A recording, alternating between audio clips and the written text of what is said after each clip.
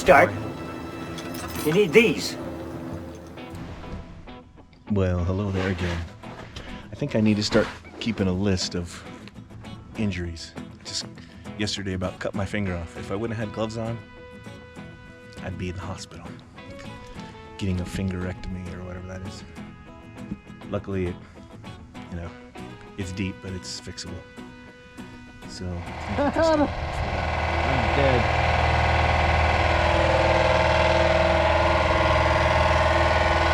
So I'm standing underneath here. We're gonna turn the air compressor off.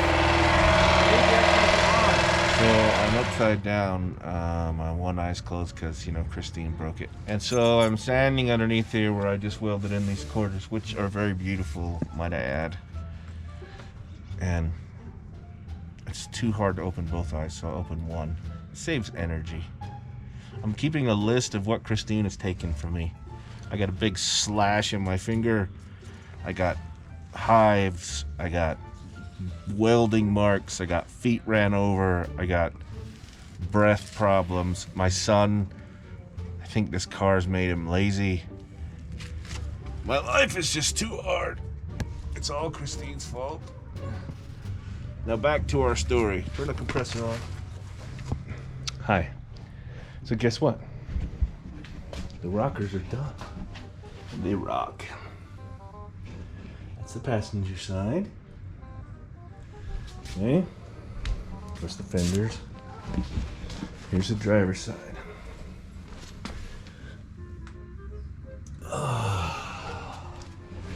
So now I'm so close to being able to do epoxy, I can't even tell you. And it's gonna rain. It's gonna rain hard for 2 days here, so probably in the meantime, I'm gonna sand the whole car down to 80 grit, and then get it really clean, and tape off the windows and whatever else I don't want paint on, etc., etc.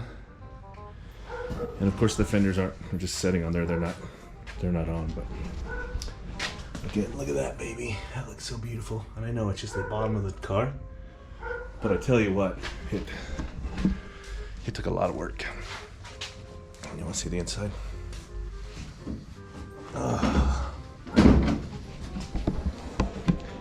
Here's the inside.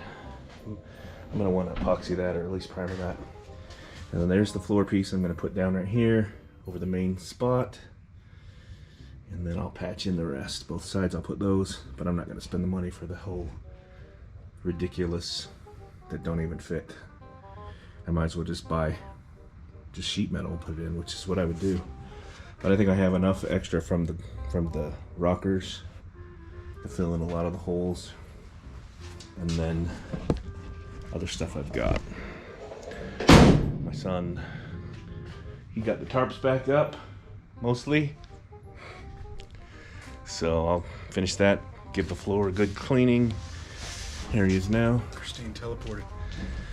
Give the floor a good cleaning after I sand it down to 80, and then we're ready to rock.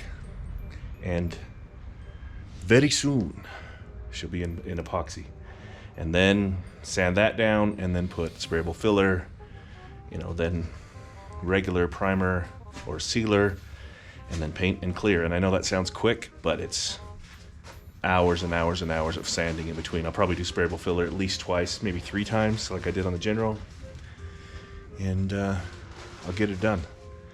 But weather is coming, so I've got to be ready for that.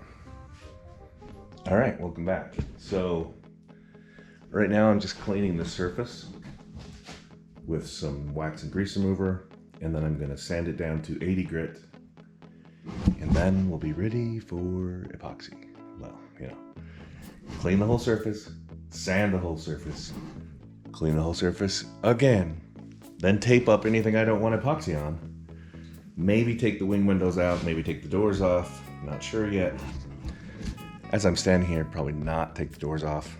Fenders are already off, and I want to do the insides anyway, so I'll take those off. Yeah, so right now is going to be a lot of cleaning, sanding. The sanding won't be that big of a deal, it's just kind of to even out the surface. And then clean it again, and it'll be ready to spray epoxy. Okay, thanks for watching.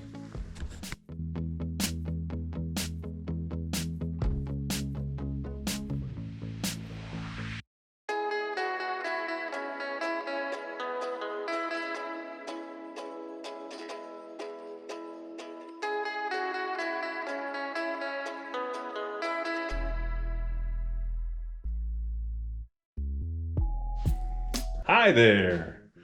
So, Christine is now sanded down to 80. 80 grit. The whole car. Well, the whole outer of the car, right? So, now I'm gonna clean Christine with some wax and grease remover.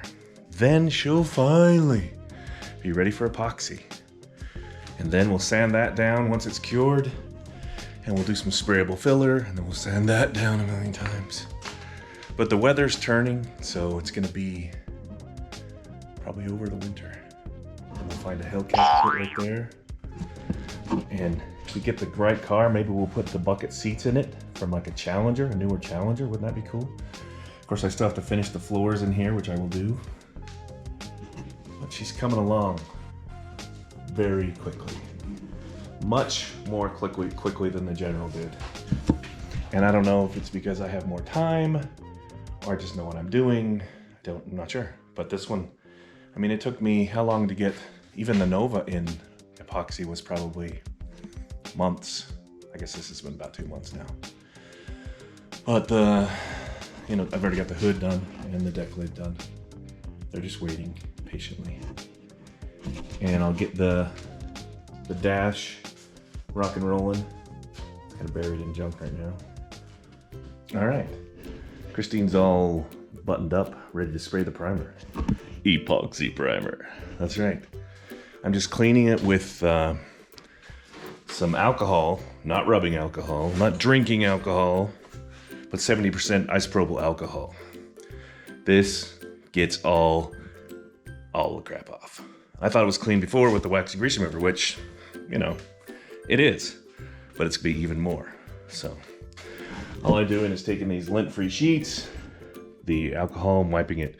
Try not to overlap much, if at all, to get it, because you don't want any dirt flying around from the air pressure,